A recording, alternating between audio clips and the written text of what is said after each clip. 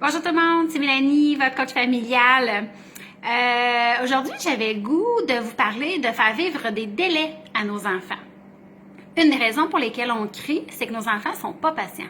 Nos enfants ont de la misère à attendre. Reconnaissez-vous vos enfants si vous êtes en train de parler au téléphone, puis c'est drôle, avant tu lui as demandé s'il avait besoin de quoi que ce soit, puis là tout d'un coup, maman, puis tu es en train de parler. Reconnais-tu ton enfant s'il joue à ta place, vous jouez à un jeu de société, il joue à ta place. Tu as de la difficulté à aller aux toilettes sans qu'ils viennent voir ce que tu es en train de faire. Bref, c'est tous des petits indices qui vous disent que vos enfants ont de la difficulté à attendre. D'avoir des délais, c'est difficile. Donc, c'est une raison pour laquelle on peut perdre souvent patience parce que nos enfants sont trop rapides. Qu'est-ce qui fait ça? Ben, en fait, une des choses, c'est qu'on va au-devant des besoins de nos enfants.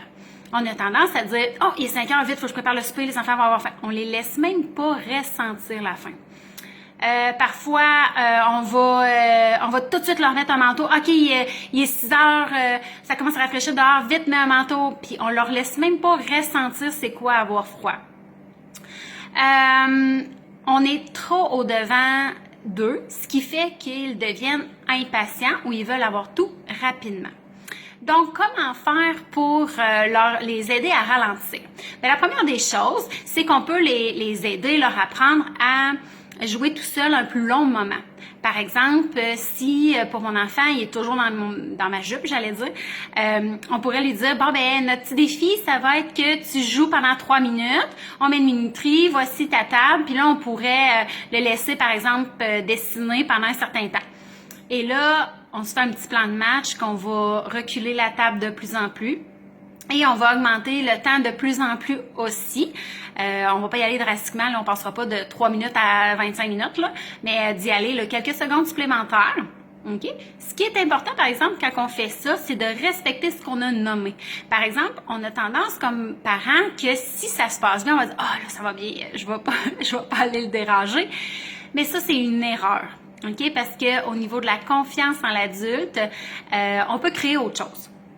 Donc, tenez-vous-en à la ministration, vous venez nous voir, « Hey, bravo, champion, t'as bien fait ça. » Et là, on va focuser vraiment sur ce qui est positif.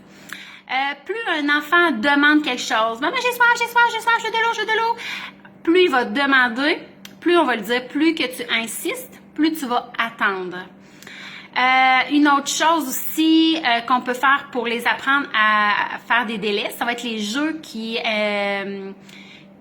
demandent plus d'un joueur. Donc, d'apprendre à attendre son tour, ça va être aidant. Fait que c'est sûr que moi, je suis une adepte des jeux de société. Si vous me connaissez, vous savez que j'adore ça. Et pour les grands et pour les petits. Mais ça va être vraiment winner pour ça. Sinon, les aider à attendre, à patienter par rapport justement de ne pas aller trop devant de leurs besoins. Ensuite, qu'est-ce que je pourrais vous dire? J'avais aussi la respiration consciente. Nos enfants sont toujours dans la stimulation, et je dis toujours, mais énormément dans la stimulation. Ce qui fait que quand on leur donne comme truc, quand on s'essaie de respirer, ils trouvent ça ridicule. Ils comprennent pas comment je peux faire pour respirer seulement pour me calmer. Il faut comme qu'ils se changent absolument les idées.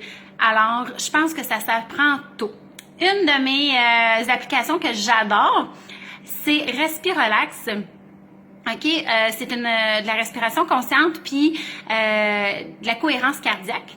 Peut-être que vous dites ça comme ça aussi, mais on peut l'amener partout. Les enfants peuvent l'utiliser. Fait que ça peut aider à patienter, du moins d'être bien dans le calme, d'être bien dans le silence. Alors, permettez à vos enfants de vivre des délais, question qu'ils soient moins insistants puis que vous ayez moins envie de crier.